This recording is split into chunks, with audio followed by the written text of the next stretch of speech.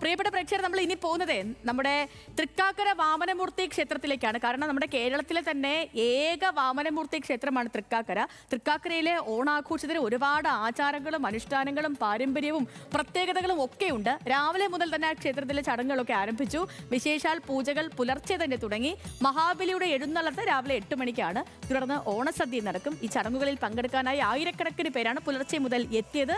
ഇപ്പോഴും എത്തിക്കൊണ്ടിരിക്കുന്നത് അനിൽ ജോർജ് തൃക്കാക്കരയിൽ നിന്നും തത്സമയം നമുക്കിപ്പോൾ ചേർന്നുണ്ട്. Anil George, good morning, happy Onam. എന്തായി തൃക്കാക്കരയിലെ ഒരുക്കങ്ങളൊക്കെയും? എല്ലാവരും എത്തി തുടങ്ങിയോ? തൃക്കാക്കരയെ സംബന്ധിച്ച് ഒരുപാട് ചരിത്രവും ഐതിഹ്യവും ഒക്കെയുണ്ട് ഓണവുമായിട്ട് ബന്ധപ്പെട്ട്. അതിൽ ഒന്നാമത്തേത് കേരളത്തിൽ തന്നെ ആകെയുള്ള ഒരു വാമന ക്ഷേത്രമാണ്, വാമനമൂർത്തി ക്ഷേത്രമാണ് തൃക്കാക്കര. അപ്പോൾ അതുകൊണ്ട് തന്നെ ഇന്ന് ജനത്തിരക്ക് പതിവിലും കൂടുതലായിരിക്കും. ഒപ്പം തന്നെ ചടങ്ങുകളൊക്കെ എങ്ങനെയാണ് പുരോഗമിക്കുന്നത്? ഓണസദ്യ എപ്പോഴാണ്?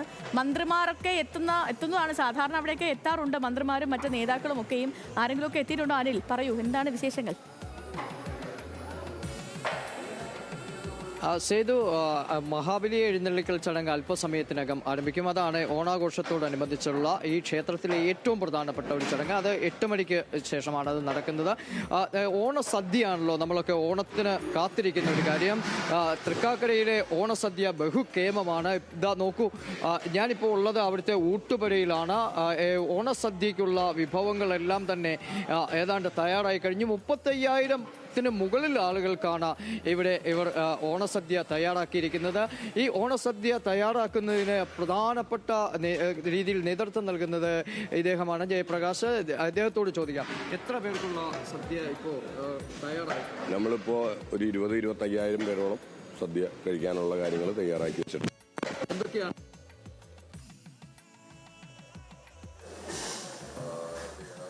തൃക്കാക്കരയിൽ നിന്നുള്ള കാഴ്ചകളാണ് പ്രിയപ്പെട്ട പ്രേക്ഷകർ നമ്മൾ കണ്ടോ. എന്തുമാത്രം തിരക്കാണ് തൃക്കാക്കര ക്ഷേത്രത്തിലെന്ന്. ഇങ്ങനെ തന്നെയാണത്. പ്രത്യേകിച്ച് ഈ ഓണം നാൾ കൂടി ആകുമ്പോഴേ അവിടെ ഒത്തിരി ഈ ആഘോഷങ്ങളും ഒക്കെ നടക്കുന്നുണ്ട്. മാത്രമല്ല അവിടുത്തെ പൂജകളൊക്കെ ഇന്നത്തെ ദിവസം ഒത്തിരി പ്രത്യേകതകളുള്ളതാണ്. അതിനൊപ്പമാണ് ഈ സദ്യ ഉള്ളത്. വലിയ പേരുകേട്ട സദ്യയാണ് തൃക്കാക്കര വാമനമൂർത്തി ക്ഷേത്രത്തിലെ ഓണസദ്യ. അനിൽ, ഇടയ്ക്ക് വെച്ച് ഓഡിയോയിൽ ചെറിയൊരു പ്രശ്നം ഉണ്ടായി. അനിൽ, തുടർന്നോളൂ. സേതു, ഓഡിയോ തകരാർ പരിഹരിച്ചു എന്ന് തോന്നുന്നു.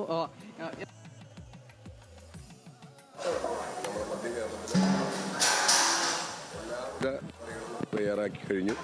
21 ഐറ്റംസ് കറികളാണ് നമ്മളിപ്പോൾ ഇന്ന് കൊടുക്കുന്നത്. ഏകദേശം 20 മുതൽ 25,000 പേർക്ക് വരെ വന്നാലും സദ്യ കൊടുക്കാനുള്ള കാര്യങ്ങൾ തയ്യാറാക്കി വെച്ചിട്ടുണ്ട്.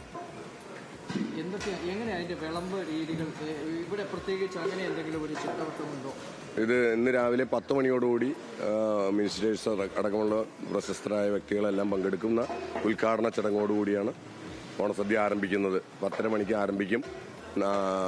ഊട്ടുപുരയിൽ നമ്മൾ ബുഫേ സംവിധാനമുണ്ട്. കൂടാതെ ഇവിടെ ഒരേ സമയം 1000 പേർക്ക് വിളമ്പുന്ന ഓഡിറ്റോറിയത്തിൽ 1000 പേർക്ക് വിളമ്പാനുള്ള സൗകര്യങ്ങളും ചെയ്തിട്ടുണ്ട്. 3 കൗണ്ടറിലായിട്ടാണ് നമ്മൾ ഈ വിഭവങ്ങളെല്ലാം ഒരുക്കിയിരിക്കുന്നത്. പ്രത്യേകിച്ചൊരു കൂട്ടുകറികൾ അങ്ങനെ എന്തെങ്കിലും ഒരു പ്രത്യേകതയുള്ള അങ്ങനെ പ്രത്യേകിച്ച് എന്ന് പറയാനില്ല. നമ്മൾ സാധാരണ മധ്യ കേരളത്തിലുള്ള എല്ലാ കറികളും ഇവിടെയുണ്ട്. പ്രത്യേകിച്ചൊന്നും പറയാനില്ല. സേതു, ഏതാണ്ട് 25,000 പേർക്കുള്ള ഭക്ഷണം ഇപ്പോൾ തന്നെ തയ്യാറായിട്ടുണ്ട്. 35,000 മുകളിൽ ആളുകൾക്ക് ഇരുന്ന് ഭക്ഷണം കഴിക്കേണ്ട ഒരു ക്രമീകരണങ്ങളിലേക്ക് അവർ പോകുകയുമാണ്. മധ്യ കേരളത്തിലെ എല്ലാ കറികളും അടങ്ങുന്ന ഒരു വിഭവസമൃദ്ധമായ സദ്യയാണ് ഇവിടെ തയ്യാറായിക്കൊണ്ടിരിക്കുന്നത്.